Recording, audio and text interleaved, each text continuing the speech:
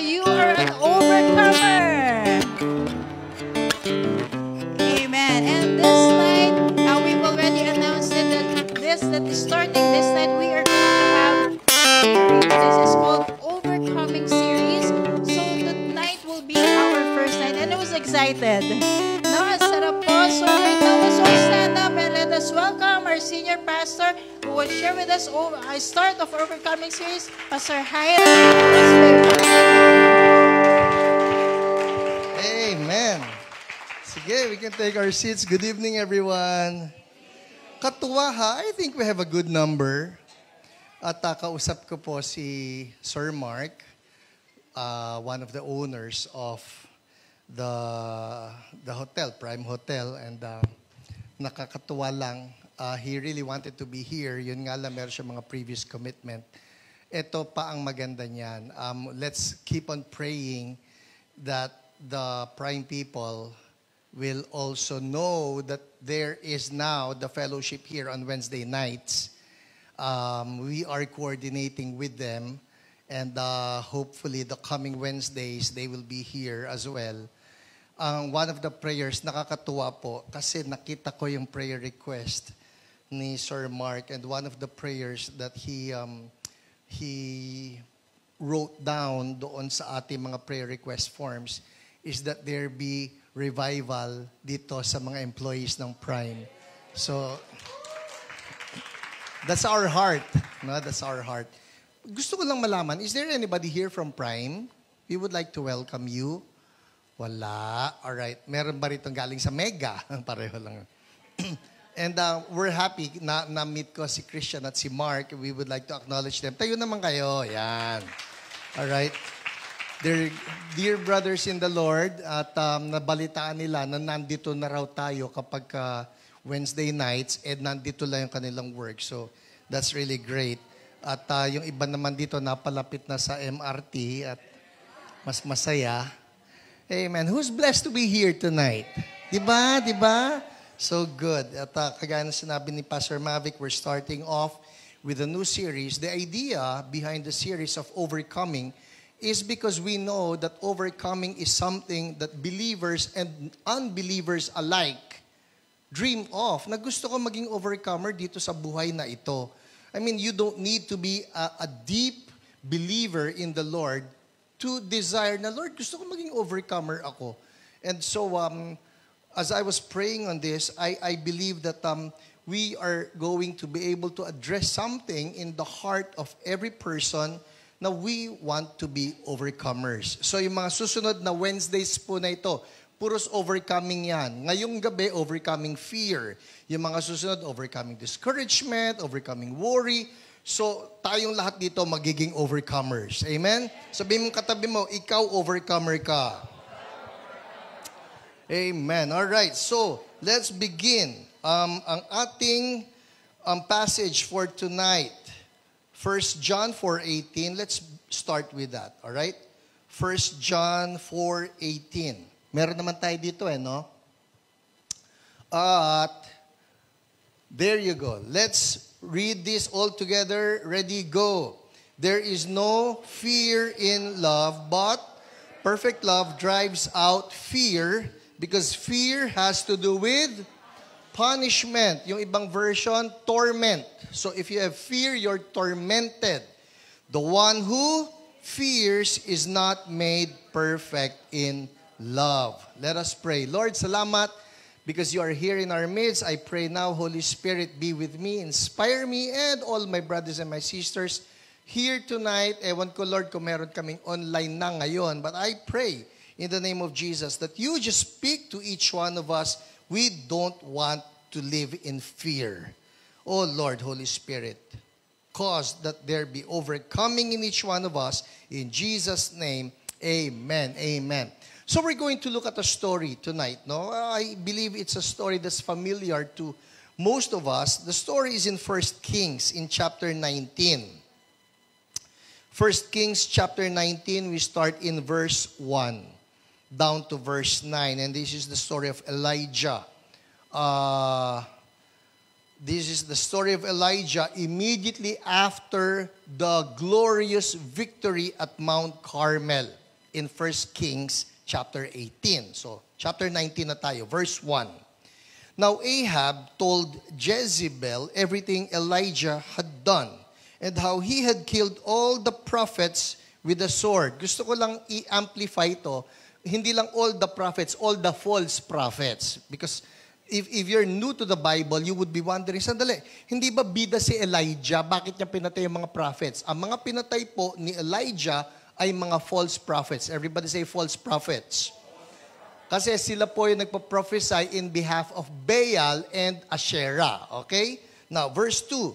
So, Jezebel sent a messenger to Elijah to say, may the gods deal with me, be it ever so severely, if by this time tomorrow I do not make your life like that of one of them. Now, ano yung ibig sabihin dito ni Jezebel?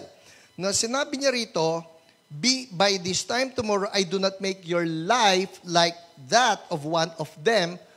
Basically, what Jezebel was saying was, kung anong ginawa mo doon sa mga false prophets ko, gaganunin din kita. So what you did to them, I'll do to you. You kill them, I'll kill you. Alright? Verse 3, Elijah was afraid. Everybody say, afraid.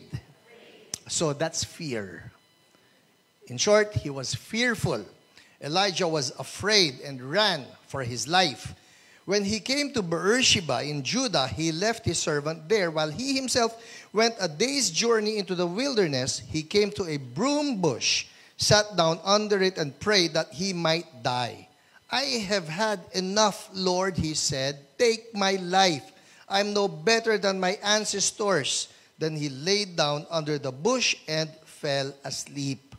All at once an angel touched him and said, get up and eat. He looked around, and there by his head was some bread baked over hot coals in the jar of water. He ate and drank and then laid down again. The angel of the Lord came back a second time and touched him and said, get up and eat, for the journey is too much for you. So he got up and ate and drank. Strengthened by that food, he traveled 40 days and 40 nights until he reached Horeb, the mountain of God. There he went into a cave and spent the night. All right. Some lessons that we need to know about fear. Kasi we can only overcome fear if we get fear exposed. Ika nga ni G.I. Joe, knowing your enemy is winning half the battle. Pag hindi natin alam ano itong fear na ito, it will just keep on playing with us, tormenting us. So dapat i-expose natin. So what are the things that we need to know about fear? Una po, yung sinabi rito, pansinin ninyo ha, just the previous day, ito ang pinaka-dramatic na turn around ng isang tao. Just the previous day, Elijah won a powerful battle. Glorious actually. So much so, he was able to turn the whole nation around from the worship of Baal to the worship of the Lord. Balikan natin ito in chapter 18, look at this. In chapter 18, let's start in verse 38. Paiiksiin natin yung kwento, pero alam na ninyo ito Dalawa yung offering. Yung isa offering para kay Baal. Yung isa offering para kay Yahweh, the Lord. Tapos itong mga false prophets ni Baal, ang ginawa nila, they started chanting, they started dancing, they started cutting themselves up, kung ano-ano, para lang sa ganon, sumagot si Baal by fire. Oh, by the way, note, Baal, this particular Baal, was known to be a god of fire. Alright? Kaya nila tinanggap yung challenge ni Elijah. Because the challenge was, the God who answers by fire, He is the true God. Kaya sabi ng mga prophets ni Baal, uy, gusto namin yan. Kasi itong aming Diyos na ito, He answers by fire. Ang nangyari, kung ano-ano yung ginawa nila, and then there was no fire, nothing. And then, balik tayo dito sa offering ni Elijah, he just prayed, Lord, let it be known to the whole nation of Israel that you are God. And then God answered. Alright? Punta tayo ngayon dito. Ang sabi sa verse 38, let's go there. 1 Kings chapter 18, verse 38. Ito po ang sabi. Then the fire of the Lord fell and burned up the sacrifice, the wood, the stones, and the soil, and also licked up the water in the trench. Galit na galit yung apoy na ito. And I heard an evangelist say this, na yung apoy na ito was actually the consuming fire of God. And the consuming fire of God will not have anything to do with anything sinful, with anything worldly. Kaya galit na galit yung apoy, even the water was licked. Isipin ninyo, sa halip na yung tubig ang pumatay sa apoy, yung apoy inubos pati yung tubig. That's how the wrath of God is actually towards sin. God, our God, is a consuming fire. He does not tolerate sin. And the sacrifice there, we all know that the sacrifice represented even the sacrifice of our Lord Jesus, which will explain why when He was hanging on the cross, all of the wrath of God against sin was placed on Him, which will explain the word of Jesus, my God, why have you forsaken me? All right, let's move on. Nung nasunog na ito, verse 39, when all the people saw this, they fell prostrate and cried, the Lord, He is God. The Lord, He is God. Tanong, revival yon? Oh yes. Isipin ninyo, kangi-kangi na lang, the whole nation was worshiping Baal. Now, they're declaring, the Lord, He is God. The Lord, He is God. Isipin niyo, buong Pilipinas, halimbawa, bigla na lang nagsabi, kami love namin si Jesus, kami love namin si Jesus. Ayaw na namin yung mga naghahagupit ng likod or whatever. We are for Jesus. One day event and then national revival. Hallelujah! Woo! Yung tanong na, can a nation be born in a day? Ito yun eh. Can a nation be born again in a day? Ito yun eh. The Lord, He is God. The Lord, He is God. Next thing you know, verse 40. Punta tayo sa verse 40. Then Elijah commanded them. Them who? The people. Commanded them, seize the prophets of Baal. Don't let anyone get away. The prophets of Baal would be like 450 false prophets. Kung idadagdag pa natin dito, the 400 prophets of Asherah, that's 850. Mag-imagine na lang kayo ng lahat ng mga mangkukulam, espiritista, albularyo, name it. False prophets. Sabi ni Elijah, pagsamasamahin nyo, and then what does he say? Seize the prophets of Baal. Don't let anyone get away. They seized them, and Elijah had them brought down to the Kishon Valley and slaughtered there. Nai-imagine niyo si Elijah? Atapang-atao to. Wala tong inuurungan. I mean, you can just imagine, actually when it comes to sin, tayo po, ng mga Kristiyano, when it comes to sin, dapat matapang tayo eh. Hindi, kung talagang love mo si God, dapat mapayapa ka lang, dapat hindi ka iimik tungkol sa kasalanan. That's not really correct. Because if we know that people are going to die and go into eternal damnation and then you say nothing about it, okay lang yan, okay lang yan. Ayaw po ng Bible yung fear of people. We fear God more than we fear men. Amen? So, balikan natin. Matapang ba si Elijah? Matapang laban sa kasalanan? Matapang laban sa mga demonyo? Definitely. Pero ito ang tanong eh. Why is it that the following day, nagsumbong si Ahab because King Ahab was the one who witnessed everything. And then Ahab tells his wife, the name is Jezebel. Hindi po ito yung Serena. Okay? Ang totoo, magugulat kayo because even up to the book of Revelation, Jezebel still appears. You remember that God was actually telling the church, one of those churches, na, I have this against you. You have that woman Jezebel in your midst. So you wonder, sandali, Bakit buhay pa rin si Jezebel? Tagal naman ng buhay nito. Jezebel here, although here, in 1 Kings 19, Jezebel is a person, nakikita natin that there's actually a spirit behind that Jezebel. And that spirit, maski na namatay na po itong babaeng ito, that spirit continues to live on. And that spirit is against God.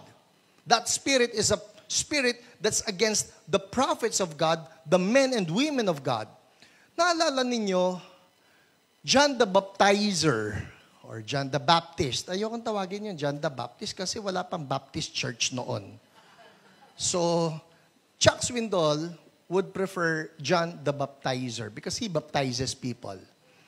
You remember John the Baptizer, he was imprisoned. Kasi pinagalitan niya itong hari na, you know what, meron kang kinakasama hindi mo dapat kasamahin niya kasi asawa yan ng kapatid mo eh. And you remember, pinakulong siya. But the king will not want anything to do with with John, the baptizer, meaning, hindi ko ito sasalingin, man of God ito eh. Kumbaga, hanggang kulong lang ang kaya niya. Kukulong lang kita. Itong problema.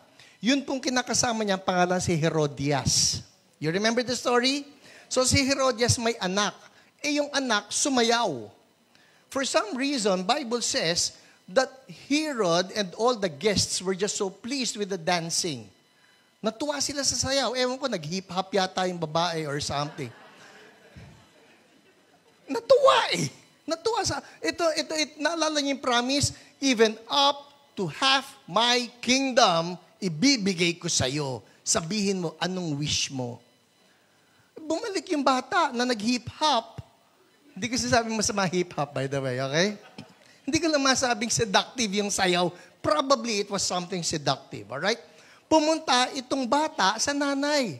Sabi, Mami, ano bang gusto mong i-request ko? Sabihin mo yung ulo ni John.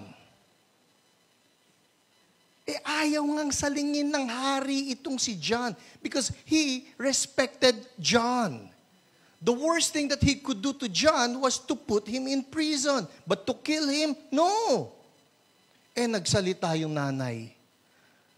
At nando na, kahiyaan na lang, sabi niya, gawin nyo. Pinugutan si John. Just like that. How could it be that someone as bold, someone as anointed, someone as prophetic as John, the one who blazed the trail for Jesus, would face the end of his life only because somebody said, gusto ko yung ulo ni John. You remember that Jesus said, Elijah has come in the person of John. Naalala nyo? Sabi ni Jesus, I tell you, Elijah has come if you're willing to admit it. And he was referring to John. Ito na naman, sumulpot na naman ang Jezebel. And that Jezebel spirit was the one that caused the death of John the Baptizer. Gets natin? Tanong, matapang ba si John? Yung mga sermon ba naman ng you brood of vipers? Siya original nun eh. Gusto niyo ng ganong pastor? May ginawa kang kalokohan, ulupong. I don't think ayoko na magsimba sa CSB, maanghang magsalita yung pastor doon. But that was John. He was willing to call black, black, and white, white. Sin, sin. Walang mincing of words eh. So, balikan natin. What I'm trying to establish here is this. Elijah was a bold person for God. No compromise. And yet, dumating lang itong Jezebel na ito. Chapter 19 says, verse 3, Elijah was afraid and ran for his life. What happened here? Number one lesson here, we need to understand, fear is a spirit. It is a demonic spirit. It's not just some fear that comes to you na, sino rito halimbawa, nagpapakulo ka ng tubig, pagkatapos ayaw mong hawakan yung lutuan dahil alam mo mapapasok ka. O sino lang ganyan tong katapang, maski kumukulo pa yan, hahawakan ko to. Tapang mo, hindi tapang yun. May problema ka. hindi tapang yun, okay? So, masasabi natin, takot tayong mapasok. Tama? That's a healthy fear. Sino rito, alam niyo, umaandar ng MRT. Pagkatapos, ang dami-dami ng kaagawan mo doon sa pagsakay ng MRT. Ginawa mo, lumundag ka ron, umuna ka. Hindi tapang yon. Okay? May problema ka. Now, what I'm doing here is I'm just differentiating between healthy fear. May healthy fear. May healthy fear. Huwag kang dudungaw dyan. Ay, okay, subukan ko ang lumundag. Dapat magkaroon ka ng healthy fear. Uy, huwag kang lulundag dyan. Bakit? Pagka ikaw lumundag dyan, bagsak ka doon, durug-durug ka. Ay, ayoko dyan. Sino rito nalula na pagka dumungaw? At nung nalula kang ginawa mo, umurong ka. Di ba? That's healthy fear. Tama lang. Pero sabihin mong, ayokong mapatay ako ng babaeng ito. Just the day before, you faced 850 false prophets. Just the day before, there was no fear in you. And then today, ayoko nang lumabas. Natatakot ako. Anong nangyari? That was a demonic attack. And that demonic attack caused Elijah to run for his life. Everybody say spirit. All right? It's a demonic spirit. 2 Timothy 1:7, sa NLT po ito, right? I got the NLT. Everybody read with me. Go. For God has not given us a spirit of fear and timidity, but of power, love, and self-discipline. So you see it right there. It's a spirit. It's a spirit. Pagka nagkaroon ka na ng unreasonable fear, I think that's the word. Unreasonable fear. Hindi tama ito eh. Parang ito yung babae na nagpunta sa akin, nagpapapray, kasi ganun na lang yung takot niya na habang nagdadrive siya mag-isa, and then she will not even look at the rear view mirror kasi iniisip niya na baka pag tumingin siya sa rear view mirror, meron na siyang pasahero na merong panaksak at sasaksakin siya. That's unreasonable. Siya yung babae na, kunyari, hihiga na siya sa kama niya, nakatsinelas siya. Yung tsinelas niya, kapag nasipa niya, papasok sa loob ng kama, hindi niya kukuhanan yung tsinelas dahil ang iniisip niya, pag kukuhanan niya yung tsinelas, mahihila na sa kanyang kamay, papasok. Alright? That's unreasonable fear. Actually, may naalala po ako rito, isang naging viewer natin at naging suke sa HIO, sa Healing is Yours Online. The name is JP. No? Pwede ko naman siya pangalanan kasi talagang he's making it a public testimony na ito pong si JP, he's an engineer. No? He's a civil engineer. Nagkokontrata siya, kontratista siya. He creates designs and then he makes buildings, he makes houses. Bigla na lang siyang tinamaan ng fear, na yung fear na ito, ayaw na niya lumabas ng kwarto. Nung una, ayaw niya lumabas ng bahay. Alright? Ayaw niya lumabas ng bahay. Natatakot siya na baka pagka lumabas siya ng bahay, may mangyari sa kanya. Nangyari pa yung pandemya. Nangyari pa yung lockdown. Lalo na, ayaw na niya lumabas ng bahay, ngayon ayaw na niya lumabas ng kwarto. In short, he stopped working. Pamilya niya nakadepende sa kanya. He was not working at all dahil sobra yung kanyang takot And then, praise God, nagkaroon ng hiyo. E di sa hiyo ngayon, nanonood-nood siya. Nakita niya na pinagpipray yung mga tao. And then, he asked for prayers. Ang nagpray sa kanya, one of our OPRs, namimiss ko yung mga OPR. Sino rito namimiss yung mga OPR? Okay. Sino rito namimiss ang hiyo? Ako namimiss ko hiyo. So, ang nagpray sa kanya, ang OPR, si Jen Tan. Sabi niya, ito, let me read to you his testimony. Sabi niya, "Good day. Isa po ako sa followers ng Healing is Yours online. Nadinig ko pong ilang healing testimony niyo. Sana po isama niyo ako sa prayers niyo. Almost a year na po ako nagsasuffer sa panic attack, major depression, anxiety, at post-traumatic stress disorder. Madaming klase na po ng antipsychotic medicine ang nainom ko. Hoping and praying po na matulungan niyo ako. Salamat po in advance. God bless po." Tinawagan siya ng OPR natin. Alam niyo naman yung OPR, no? Online Prayer Responders. Tinawagan siya ni Jen. Ito na. Nung tinawagan siya, something dramatic happened. Na lahat ng mga fear na ito, nawala, napalaya siya, at in short, another testimony. Sabi niya, "Noon parang walang maniwala sa akin, nagagaling ako kay Pastor Hiram at kay Ma'am Jen Tan. Ang totoo, gumaling siya kay Jesus. Alright? Pero sabi lang niya, binabasa ko to. Siguro ang tingin nila sa akin, that time ay hopeless na, even ang mga kapatid ko, kasi sa YouTube lang po kayo napapanood before. Wala pa pandemic at wala pa hiyo. Pero ngayon, through hiyo, halos abot kamay ko na po kayo." No, talaga, no? At yung testimony ko ay nababasa niyo pa upang maging inspirasyon din sa iba. Napakabuti talaga ni Lord. Ito na. Bilang pasasalamat ko po sa hiyo, especially po sa inyo, PH, at kay Ma'am Jen Tan, pwede po kayo pumili sa mga sample residential designs ko for free. Lolet, markahan mo to, ha?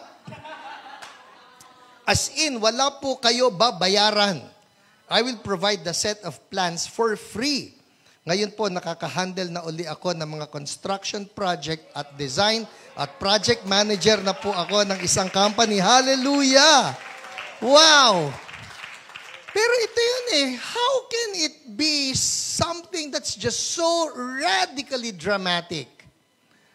Just the day before, living in fear ka, and then just like that, sabi pa niya, umiinom siya ng mga antipsychotic drugs eh. Well, this is just my personal opinion. Sometimes I think the drugs don't even help. Sa halip na makatulong nito, sila ay lalo pang nawaworsen nitong drugs na ganito. The point is this, maski anong drugs ang ipainom mo sa isang tao, kung yung root cause ay demonyo, paano mo gagamutin ng demonyo? Kaya hindi po pwedeng banggain ang demonic spirit ng gamot. Ano po pwedeng tumalo? Of course, it's just the power of God. Amen? Sino nagpapasalamat, kilala natin si Lord? Ang sarap eh, di ba? Sabi mo yung katabi mo, congratulations! Meron tayong Jesus. Amen? Palakpakan natin si Lord. Hallelujah! Thank you, Lord. Alright. Next lesson about fear. So ano yung una nating lesson? Fear is a spirit. Not just a spirit, it's a demonic spirit. Alright? Next, andar tayo. Verse 3 hanggang verse 14. So Elijah was afraid and ran for his life.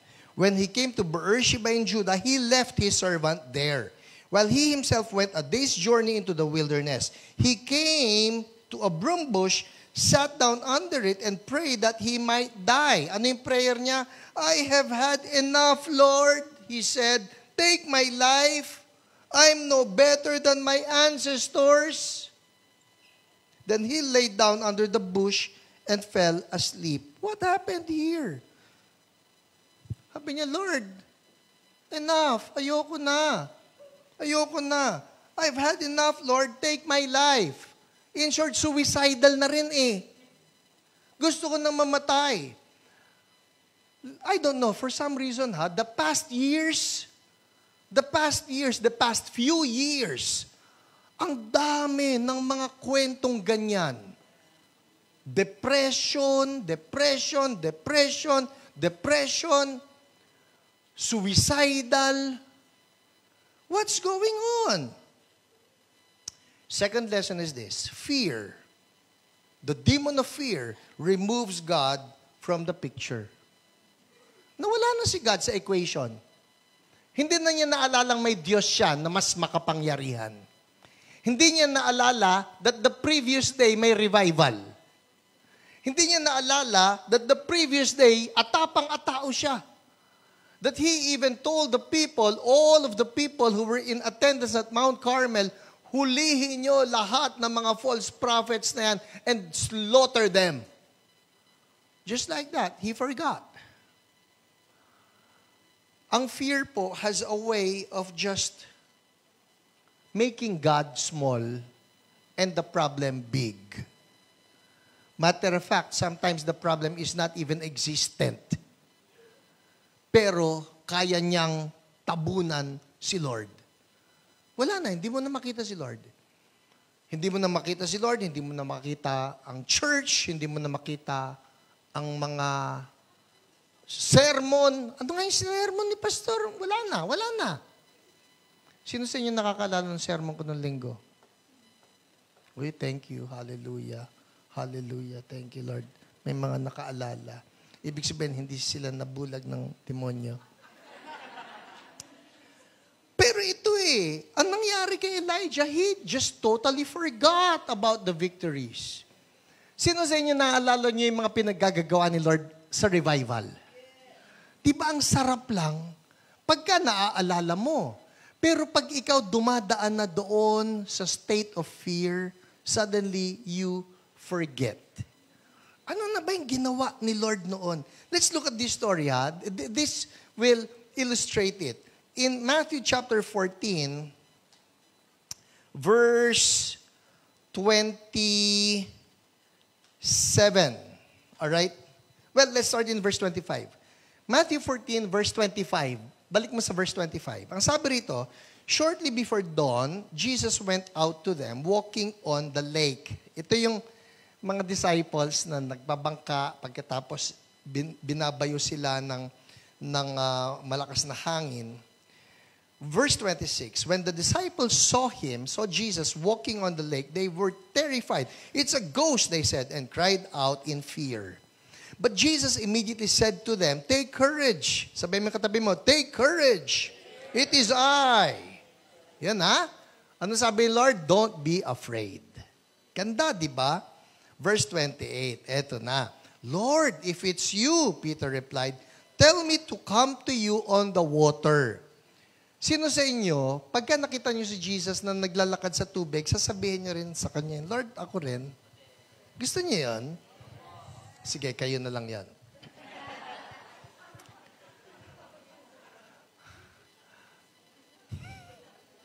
Lord, ako din. Kung yung waves na ito, ala 9 waves, pwede pa Alright? Makikisabay ka lang sa ganun-ganun Okay, lundag, baba. Pero, alright, anyway. Lord, if it's you, tell me to come to you on the water. Verse 29. Come, he said.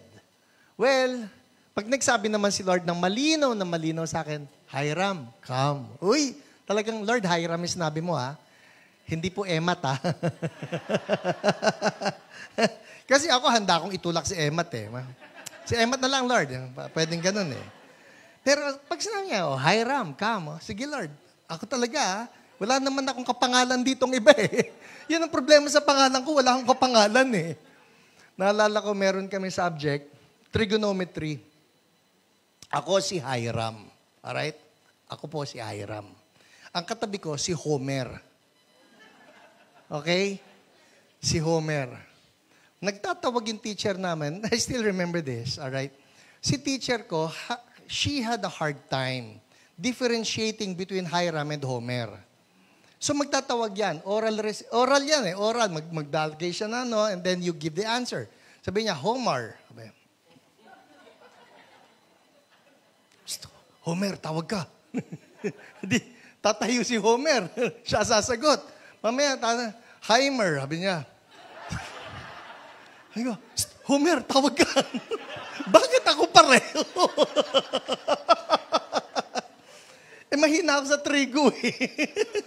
Kaya si Homer lagi pinapasagot ko. Pero ito yung Hiram na yan, wala akong kapangalan sa balat ng lupa. Until later, alright? Until later. Natutuwa naman ako. For some reason, I think when I started pastoring and then I was preaching in different places, for some reason, may mga tao naman, pinangalanan nila yung mga anak nila ng Hiram.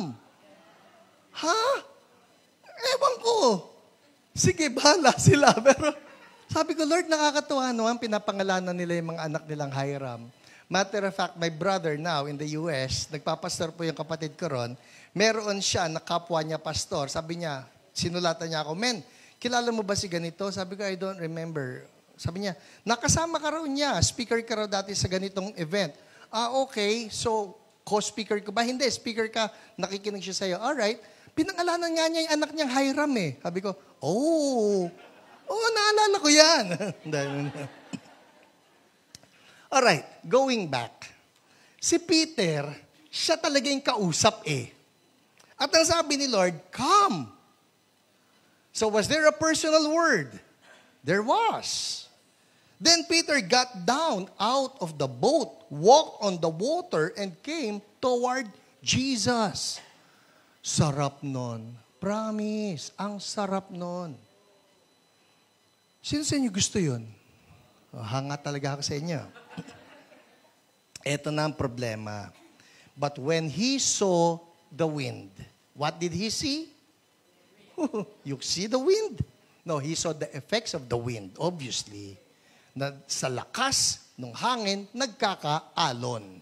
So he saw the effects of the wind. When he saw the wind, what happened? He was afraid. There you go. And beginning to sink, cried out, Lord, save me! Anong nangyari dito? Peter was looking at Jesus. Walang problema. You fix your eyes on Jesus, walang problema. Maski anong bigat pa nung dumating sa'yo, if you have the right focus. There have been times in my life, ito po true story. There have been times in my life when I did not even feel what I was supposed to naturally feel while under so much pressure. Yun bang dapat yung problemang yun, ikinasira ko na, dapat yung problemang yun, nagiba na ang pananampalataya ko. But for some reason, I was insulated. Bakit parang hindi ako binayo ng ganong kalakas na pagkakabayo ng problemang yon? And the only answer that I can arrive at is, nakafocus ako kay Lord ng mga time na yun eh. At dahil nakafocus ka kay Lord, na hindi mo napansin yung mga nangyayari sa paligid mo. Pero may mga pagkakataon din na kung saan halos wala namang bagyo, halos wala namang problema, nakanti ka lang, nag-react ka na. Nagalit ka na, nainggit ka na, natakot ka na. Bakit? Because your eyes were not fixed on Jesus. May mga ganun eh. I don't know if you can relate, na nag-iisip ka, Panginoon, bakit parang hindi ako tinablan ng ganung kalakas? Kala ko malakas yun. Hindi, nakatingin ka sa akin eh. So you did not even know what was going on. Because truth of the matter is, I covered you. And you were just engaged with Jesus. Sabihin mo katabi mo, fix your eyes on Jesus. Itong problema, pagka si fear dumapok na sa atin, suddenly, you forget about God. Fear removes God from the picture. Alright? Lumiliit si Lord. lumalaki masyado ang problema. So I'm telling somebody right now, kung ikaw may kinakaharap na problema at ang tingin mo, ang laki ng problemang yan, it's possible that's a symptom of the spirit of fear. Si spirit of fear, pinapalaki niyang pilit yung problema mo, wala naman pala. Si spirit of fear, pinag-iisip ka na hindi mo kakayanin yan kasi mas malaki siya kaysa kay God. So just like that, God is out of the picture. So ano nangyari kay Elijah? Wala nang God. Takbo na lang siya. He ran for his life. He left his servant. Yun na, he left his servant. Pansinin niyo, yung mga tao nag-lonely, tapos, lonely.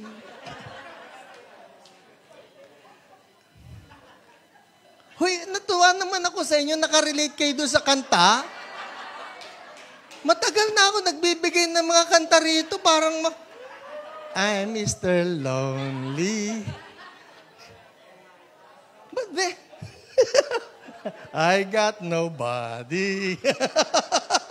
Tama natin, Dulce. Pero, hindi ba?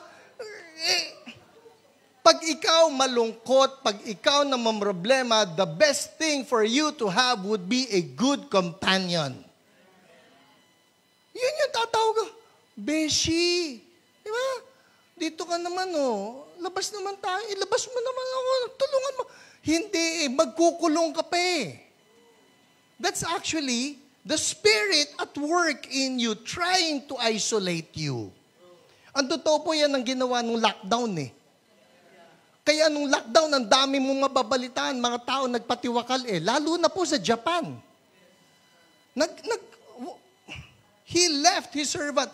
Huwag ka na sumama sa akin. Sabi ng servant, bossing, kailangan mo ako. Hindi. While he himself went a day's journey into the wilderness, what was happening? He was afraid, he was escaping, he was withdrawing, and then he was suicidal. All symptoms of fear. And then he says this, I have had enough, Lord. Take my life. I'm no better than my ancestors. Of course, he was better. The ancestors were all idolatrous. The ancestors were all bowing down to Baal. The ancestors were committing immorality in front of their gods or false gods. He was better. Suddenly, wala. Hindi. Palpak ako. Ngek-ngok ako. Sabihan mo yung katabi mo, hindi kang ngek-ngok.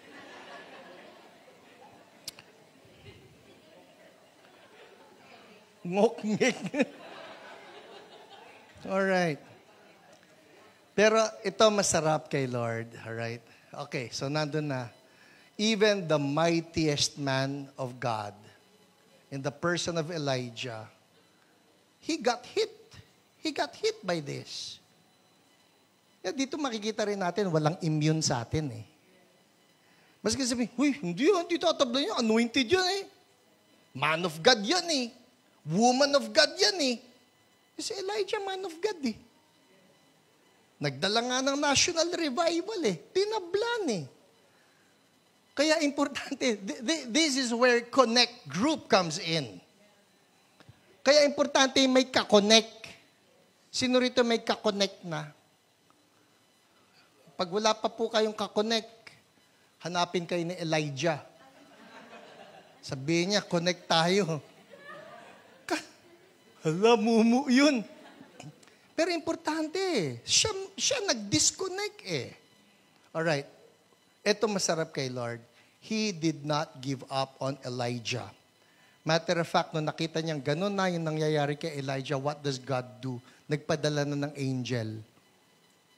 What does the angel do? The angel baked bread over hot coals.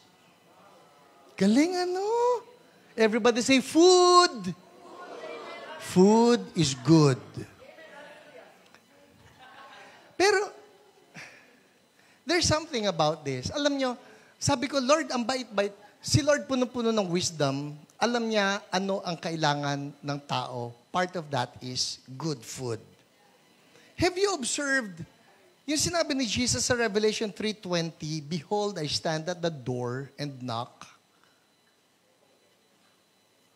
Sinong kausap niya doon? It was a church. Tama? Opo, church yun. Sinasabi ko na. Church yun. But you know what he tells the church? "Behold, I stand at the door." Church, nasa door ako. Bakit siya nasa door? And knock. Why would somebody knock on the door? Nasa labas kasi siya. Walang kakatok na nasa loob na. Kaya siya kumakatok, nasa labas siya. And sometimes that is what happens to us when we leave God behind. Church po yan. Church yan. But this is the invitation of Jesus. I stand at the door. I'm knocking. Sa CSB, let it not be said, CSB, kumakatok ako. Lord, ba't kayo nasa labas? Andito kaming lahat eh. Iniwan niyo ako sa labas eh. You're not hungry for me anymore. Behold, I stand at the door and knock. Whoever hears my voice, opens the door, I will come into him, eat with him, and he with me. Yung eating na yon, that's food. Mayroong nagawa itong food kay Elijah. Ang sabi rito, all at once an angel touched him, said, "Get up and eat." He looked around. There by his head was some bread baked over hot coals and a jar of water. He ate and drank and lay down again.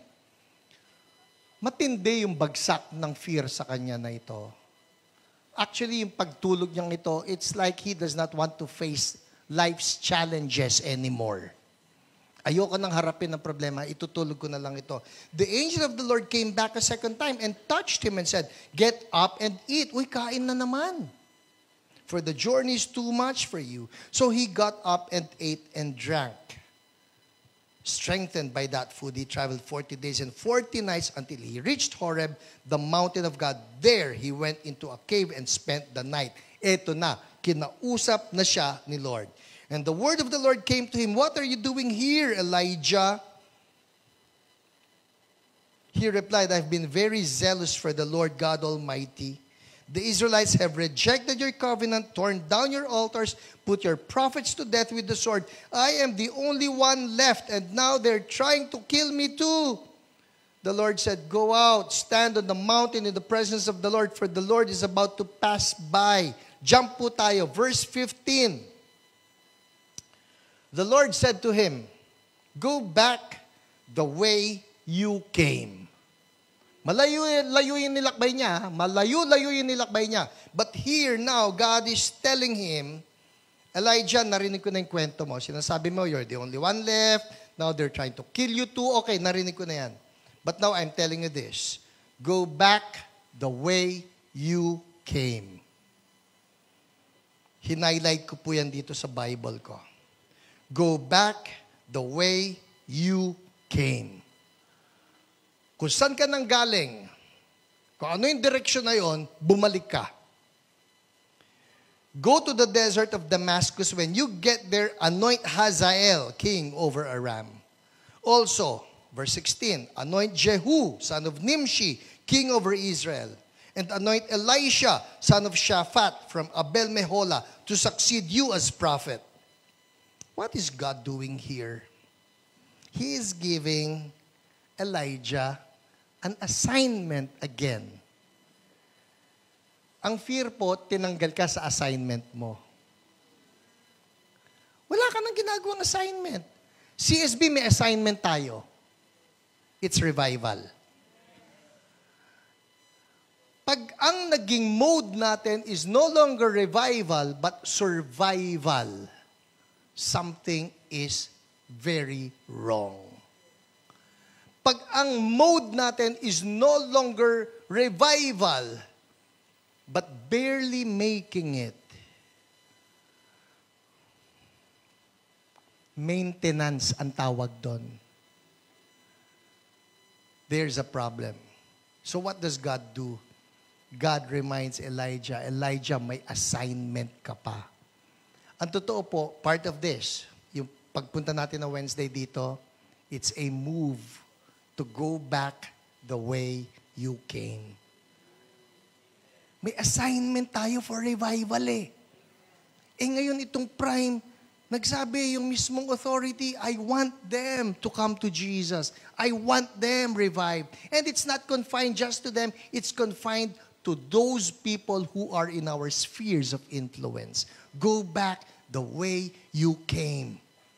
May mga makakasalubong ka dyan. I-anoint mo, i-anoint mo, i-anoint mo. And that's number 3 lesson. Fear is overcome when we refocus on Jesus. Balikan natin yung apoy. Balikan natin yung assignment. Lord, revival ang binigay niyo sa aming assignment. Itutuloy namin ang revival. Lord, binigyan niyo kami ng assignment to pray for the nation. Itutuloy namin ang pagpe-pray for the nation.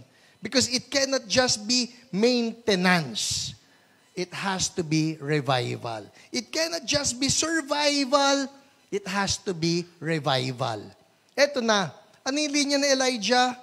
I'm the only one left. And now they're trying to kill me too. Yun po linya ng talunan. Sabi mga katabi mo, hindi ka lang nagsusurvive. Revivalist ka. Eto na, anong linya palagi nito si Elijah? I'm the only one left. And now they're trying to kill me too. Sinagot siya ni Lord. Last verse, verse 18. Nung sinabi ni Lord, ito mga assignment mo, Elijah, go back the way you came. Anoint Hazael, anoint Jehu, anoint Elisha. Verse 17, Jehu will put to death any who escaped the sword of Hazael.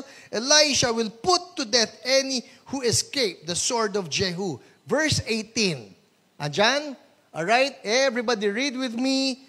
Go. Yet I reserve 7,000 in Israel, all whose knees have not bowed down to Baal and whose mouths have not kissed him. Ano yung sabi ni Elijah? I'm the only one left. And now they're trying to kill me too. Fear isolates you. You think you're all alone. Fear isolates you. You think no one understands. But here now, God is revealing the big picture. Elijah, by the way, yung linya mo, yung nag-iisa ka na lang, kawawa ka naman, eto ha, meron pang 7,000 na kagaya mo. Ang sarap nun. Whatever fear has done to isolate, whatever fear has done to minimize us, remember this, our God still has that assignment for you because He believes in each one of us to be fulfilling our assignments. Basta't sama-sama tayo nag-aapoy para kay Lord. Amen? Hallelujah. Palakpakan natin si Lord. Thank you, God. Sige, tayo tayong lahat. Amen. Ito yung pinangako ko, tapos tayo ng 7:30. Ang sarap eh. Ang sarap, ang sarap. Alright. I want you to get yung mga ka-partners ninyo kanina, this time around, let's just have partner. Pares lang. Pares-pares. Dalawa lang kayo. Alright? I want you to just pray for that person na yung fire at yung assignment ni Lord sa kanya ay mapaypayan. Yung sinabi ni Lord, go back the way you came. Go back to that fire. Pag-pray natin yung apoy na yon, yung assignment na yon, mapaypayan tonight. Amen? It's a fire of revival. Go ahead, start praying for each other.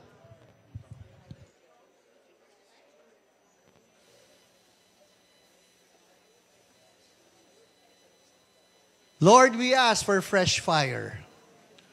Lord, we ask for fresh oil. In the name of Jesus, restore the assignment. Restore the fire. Break whatever fear, intimidation, minimizing that the enemy has done to us. In the name of Jesus, let there be an overcoming spirit in us. Yes, Jesus. Love on fire. Division.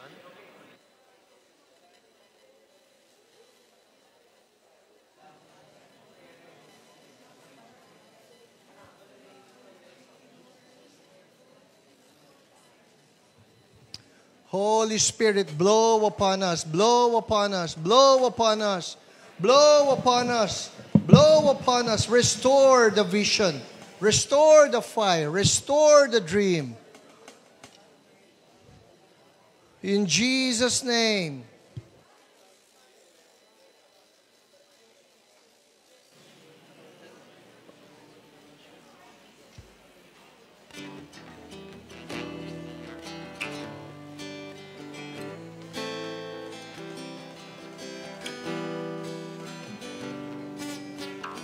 Even for those watching online, I just declare fresh fire upon you.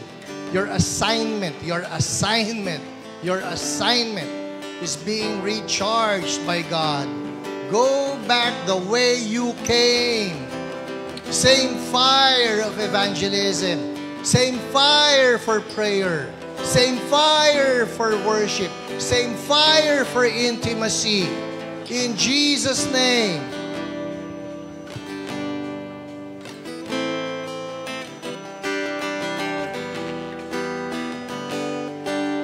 Thank you, Lord. Thank you, Lord.